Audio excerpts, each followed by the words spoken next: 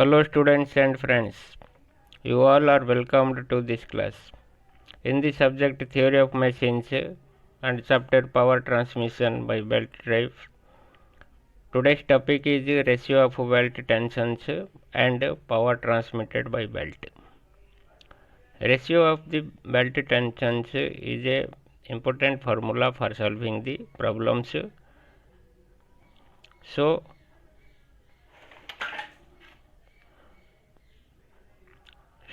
let's start now. Ratio of belt tension means it is the ratio between tension in the tight side and tension in the slack side. That is T1 upon T2 equal to e to the power of mu theta, where T1 is the tension in the tight side and T2 is the tension in the slack side. Mu is the coefficient of friction and theta is the angle of contact of the driven pulley. Now let us consider the driven pulley which rotates in clockwise direction. The belt leaves the driven pulley at D and E, and the angle of contact, that is the contact of belt, that is DE subtended at angle at the center of the pulley, is theta. And here BP is the horizontal line in which direction R is acting. Normal direction is acting, and at P one vertical force is acting, that is the frictional force, because in the rotation of clockwise rotation the belt passes in this direction, clockwise direction, as a result of which the frictional resistance acting in upward. And at D and E, this is the tight side of the belt because this is the driven pulley and it releases here, therefore this is the right side and this one is the slack side. Here T1 is the tension in the tight side and T2 is the tension in the slack side. Let us consider an elemental piece of belt which is MN. This MN subtending an angle of delta theta at the center of the pulley, and at M a tension of T is acting, and in the tight side at N and tension of T plus delta T is acting, as this is in the tight side and this is the slack side. So more tension in the tight side, that is T plus delta T, and in the slack side tension is the T. And the angle between MBN, that is the del theta. So angle MBP equal to del theta by 2, and angle PBN also del theta by 2. And by the geometry of this figure, angle BPF is the perpendicular, that is 90 degree, and as a result TPF also del theta by 2. Angle PBM is del theta by 2 and angle TPF is also del theta by 2. See here,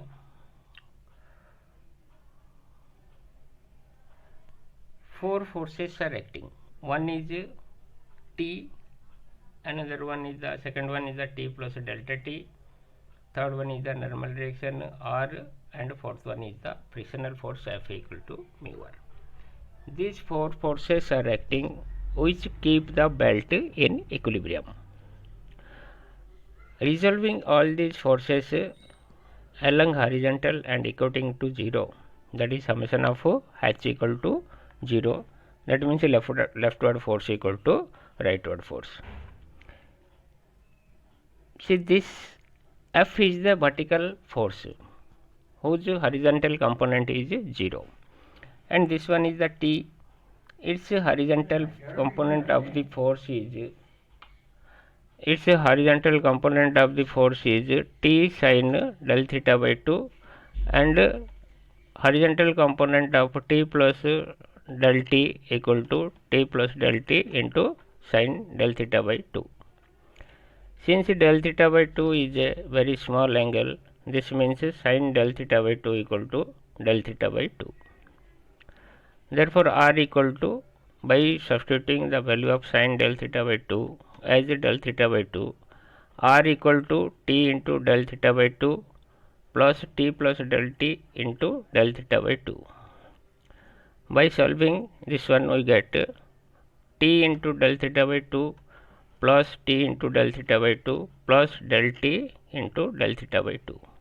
This is a very small quantity which can be neglected, by means of which you get R equal to T into del theta. Keep as equation number 1. Now resolving all the forces along vertical and equating to 0, we get F is vertical force and R is the horizontal force.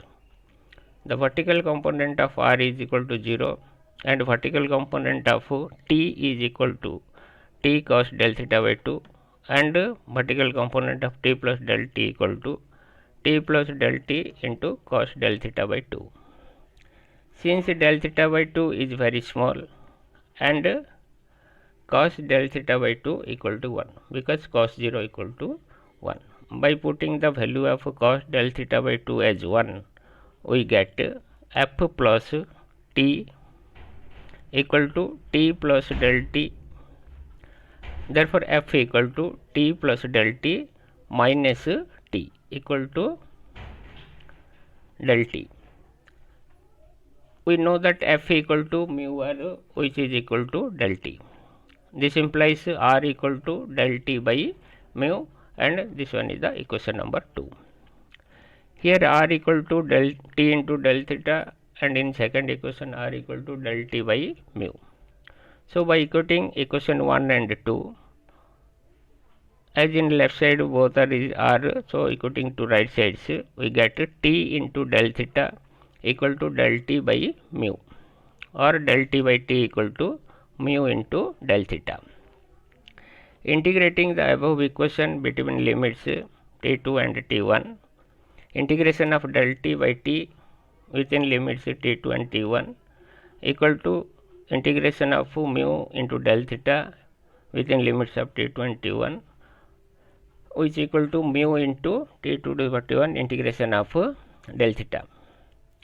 Integration of del T by T equal to log T, and by solving this one we get log E T1 by T2 equal to mu theta, or T1 by T2 equal to E mu theta.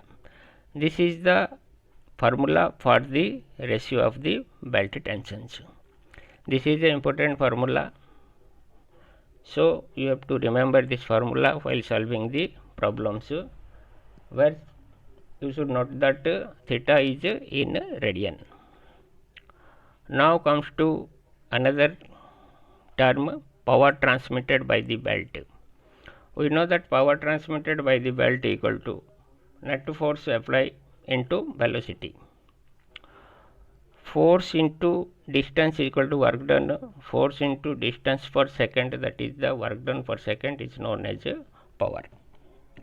Power equal to T1 minus T2 into V, its unit is watt, because T1 or T2 are in units of Newton and velocity is the meter per second. Therefore, P equal to Newton meter per second, which is equal to joule per second equal to watt. In this formula, what T1 equal to tension in the tight side in a Newton, T2 is the tension in the slack side in Newton, and V is the velocity of the belt in meter per second. This is the formula. By using this one, we can calculate the power transmitted by the belt. I hope you should understood clearly. More videos are on the way. Thank you for watching. Bye.